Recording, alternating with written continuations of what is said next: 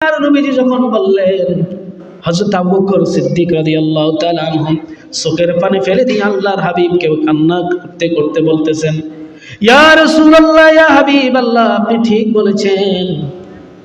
আজকে কয়েকটা দিন আমি ঘুম আসে না, চোখের ভিতরে শুধু কান্না ছাড়া। কেন? আল্লাহর হাবিব বলেন, হাও আবু বকর, কেন কান্না করো, আমাকে একটু বলো। হযরত আবু বকর সিদ্দিক রাদিয়াল্লাহু তাআলা আনহু বলেন, ইয়া রাসূলুল্লাহ, ইয়া হাবিবাল্লাহ, আল্লাহ তাআলার কোরআন কারীমের একটি আয়াত আমাকে ঘুমাতে দেয় নাই। আল্লাহ রাসূল সাল্লাল্লাহু আলাইহি ওয়াসাল্লাম বলেছেন, কোরআন কারীমের কোন আয়াত তোমাকে ঘুমাতে দেয় নাই? হযরত আবু বকর সিদ্দিক রাদিয়াল্লাহু তাআলা বলেন, ইন্নাল্লাহা আশতারা মিনাল মুমিনিনা আনফুসাহুম ওয়া আমওয়ালাহুম বিআন্না লাহুমুল জান্নাহ। আল্লাহ বলেছেন, মুমিনের জান এবং মাল ক্রয় করে নিয়েছি, বিনিময় দিয়েছে জান্নাত। এই কথার কারণে আল্লাহ আমাদেরকে জান্নাত দিয়েছে বলেছেন। আমি এই আয়াত শোনা মাত্রই আপনার কাছে নাজিল হওয়ার পর থেকে আমি একটা জিনিস শুধু টেনশন ভুগতেছে, আল্লাহ জান্নাত দিবে বলেছে। আল্লাহ রাসূল সাল্লাল্লাহু আলাইহি ওয়াসাল্লাম বলেন, এটা তো আল্লাহ ওয়াদা করেছে জান্নাত দিবে, তুমি তারপরে কেন কান্না করো? তুমি তো জান্নাতের ওয়াদা আল্লাহ নিজে দিয়েছেন, রাদিয়াল্লাহু আনহু ওয়া রাদওয়ান, তোমার সম্পর্কে জান্নাতের সার্টিফিকেট প্রথমে এসেছে, তুমি তারপরেও কেন কান্না করো?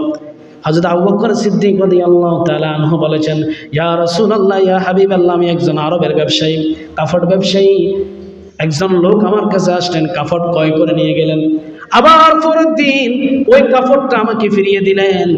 কাপড়টা ফিরিয়ে দিয়ে বলে, ও আবু বকর ব্যবসায়ী ভাই, ও আবু বকর, আপনার কাছ থেকে যে কাপড়টা নিয়েছি এটা আমার পছন্দ হয় নাই।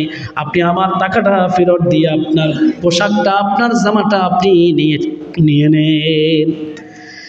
ইয়া রাসূলুল্লাহ, ইয়া হাবিবাল্লাহ, এই ব্যবসা চলাকালীন সময় যখন এই লোকটা ক্রেতাটা আমাকে এই কথা বলার সাথে সাথে আল্লাহর কোরআন কারীমের এই আয়াতটা আমার মনে পড়ে গেল। আল্লাহ বলেছেন, জান এবং মালের বিনিময়ে জান্নাত দিবেন। এই যে এই কথাটা আমাকে আবার ফেরত দিয়ে দিলেন। কঠিন কিয়ামতের ময়দানে মুসিবতের সময় যদি আল্লাহ বলে, ও আবু বকর, তোমার জিন্দেগীর আমল আমার পছন্দ হয় নাই, আমার জানমাল আমাকে ফিরিয়ে দাও, ইয়া রাসূলুল্লাহ, ইয়া হাবিবাল্লাহ, ওই সময় আমার কি উপায় হবে? আল্লাহু আকবার।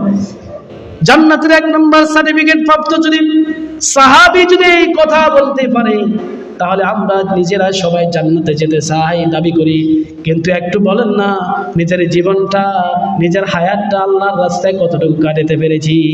ঠিক মতো নামাজও আমরা আদায় করি না, আছে না নাই? ঠিক মতো নামাজও আমরা আদায় করি না। ফজরের নামাজ এত বড় একটা মসজিদ, ফজরের নামাজে 10 জন মুসল্লি হয়, এশার নামাজে 20 জন মুসল্লি হয়, তাহলে বাকি মুসল্লিগুলা গেল কোথায়? বাকি মুসলমান গেল কোথায়? আল্লাহ ওয়াদা করেছে, আমি জান্নাত দিব জান এবং মালের বিনিময়। আপনি যা হায়াতে জিন্দেগি দিয়েছেন, 60 বছর, 20 বছর, 25 বছর, 70 বছর, আল্লাহ তাআলা আপনাকে হায়াত দিয়েছে। এই হায়াতটা কিন্তু আল্লাহ কিনে নিয়েছেন, বিনিময়ে আল্লাহ দিবে বলেছেন জান্নাত। এই হায়াতটা কি আপনার সূর্য উদিত থেকে অস্তমিত হওয়া পর্যন্ত সময়টা, রাত দিন 24 ঘন্টা সময়টা আল্লাহ কিনে নিয়েছেন। প্রত্যেকটা সময়ের হিসাব কিয়ামতের ময়দানে আপনি আল্লাহর দরবারে দিতেই হবে কিনা? প্রত্যেকটা সেকেন্ডের হিসাব আল্লাহর দরবারে আপনি দিতে হবে।